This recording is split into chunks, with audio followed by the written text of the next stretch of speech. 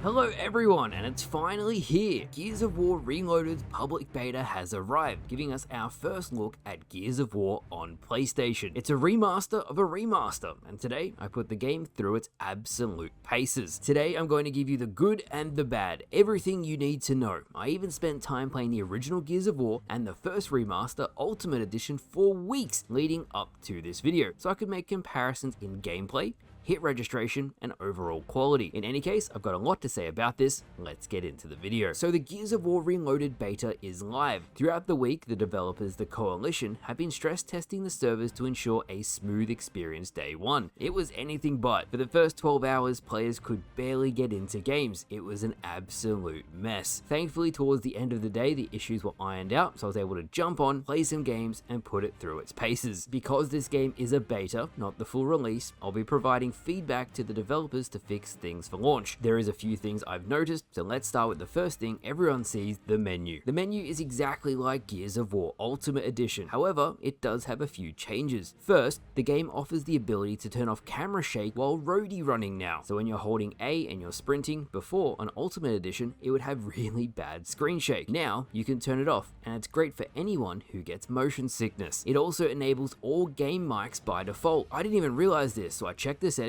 and yep, open mic for everyone. People started talking to me and I didn't even realize my mic was on. The bad thing is, if you try to turn this off, you turn off all voice communications. What I had to do so I could still hear people, but I didn't want them to hear me all the time, was I had to unplug my mic. Please fix this before launch. There should be a toggleable voice option. Now, since I was playing on PC, I really wanted to see just how far you could push the game in its capabilities. It is important, if you feel PC has an advantage over console, there is an option to turn crossplay off. Players are making note of this, so I thought it was worth mentioning. There's also the ability to control all of your FPS settings, ranging from 30 to unlimited. There's even a stress test scene you can load, which will give you an average FPS and highest FPS. I love this as it lets me see exactly what I should be capping my frames at. In terms of accessibility, compared to the decade-old remaster, you can change the colors of the friend or foe outlines similar to Halo Infinite. Now, before this game even came out, I said PlayStation players will be in a world of pain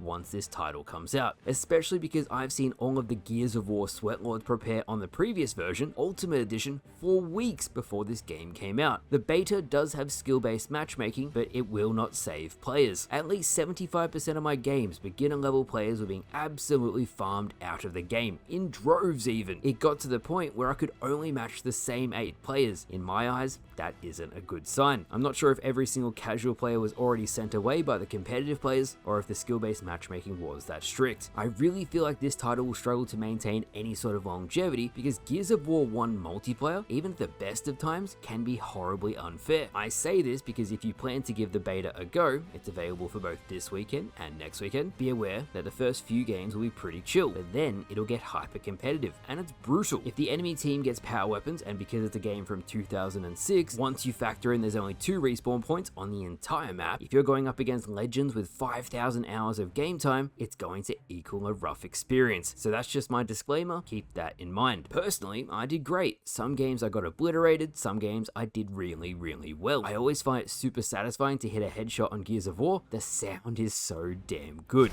Do this! So while we're on the topic of gameplay, let's break it all down and talk about how it feels versus the original and the Ultimate Edition. Gears of War Reloaded's major change is 4K resolution, smoother animations, and overall a better experience. On Gears Reloaded, you can customize your button layout the way you want, your keybinds too if you're on mouse and keyboard. The game will also adjust the graphics by default based on your own device. The main change I noticed from the previous versions of the game in the multiplayer is that moving in between walls feels smoother. When you're bouncing between objects, cars, anything really, it's a significant improvement from Ultimate Edition. The hit registration is also slightly better than the original, but the game actually feels about 5 to 10% slower on the whole. So yes, everything is smoother, but it feels ever so slightly slower overall. I can't put my finger on why, just something I noticed. Now, in saying that, I did do some research before making this video, and I saw that the servers are now running at 60 Hz, not 30. This might account for the overall change in feel. The game updating playing 60 times per second versus 30 would definitely affect the overall feel. There's also new server locations all across America and Latin America, so if you are trying out the beta for yourself, you'll have a much better time getting a low latency server. Even myself, I found quite a few Australian server games, which was a surprise to be sure, but a welcome one. Now I have to say, the game at its core, it's still Gears of War 1. If you move while trying to snipe, the bullet will literally go sideways. When you aim, you shoot with your camera and where it's aiming, not the barrel of your weapon. It's a game that released in 2006 that has been updated once every 10 years or so, but at its soul, it's still a game from 2006. This is most obvious when you play the multiplayer, but on the other hand, the campaign, that has aged very well. In terms of new, but not brand new, a progression system is also included, but it's almost identical to Ultimate Edition. It's basically number go up, and it's very easy to level up quickly, but in saying that, in this modern age of video games, sometimes there's no progress system at all. So I'm glad this has made a return. This includes the same characters, skins, and customization options in the menu as Ultimate Edition. In terms of stability and performance, I was playing on medium graphics, 240 FPS, and I only had one crash from 6 hours of playing. No, this game should not be resource intensive at all, but with the horrible remasters we've seen over the years, it's nice to see the performance is as expected. As a quick side note, the download size for the beta was about 15 gigabytes. I'm curious as to what the final game size will be. I hope it's not over bloated because of the 4K textures. In terms of the campaign, Xbox actually showcased some comparisons from the original game, Ultimate Edition,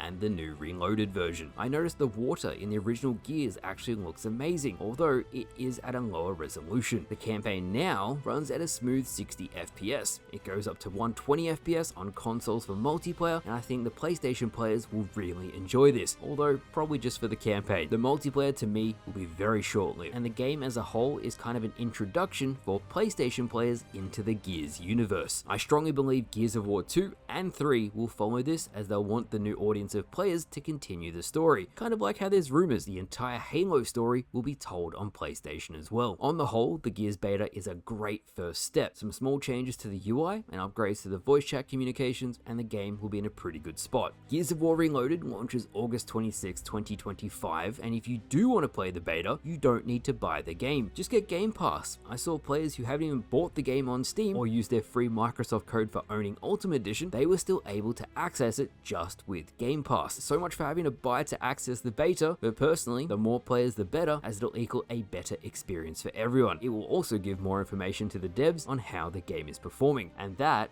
is Gears of War Reloaded. I loved playing it today, played with friends, I had a great time. I actually matched a lot of people who said, "Hey Romy, we love the channel," so that was cool too. One thing that caught my eye that Halo did not do, but this game does have, is Gears of War Reloaded has included the original credits from the 2006 game. It's even included the Ultimate Edition first remaster, as well as brand new credits for the Reloaded version. The original Halo game credits were cut from the Master Chief Collection, so it's great to see this new version of Gears of War 1 included both. With that said, let me know what you think of the new Gears game down in the comments below. I'm curious as to what you all have to say. If you enjoyed the video, leave it a like. Thank you all for watching, and I'll see you guys later.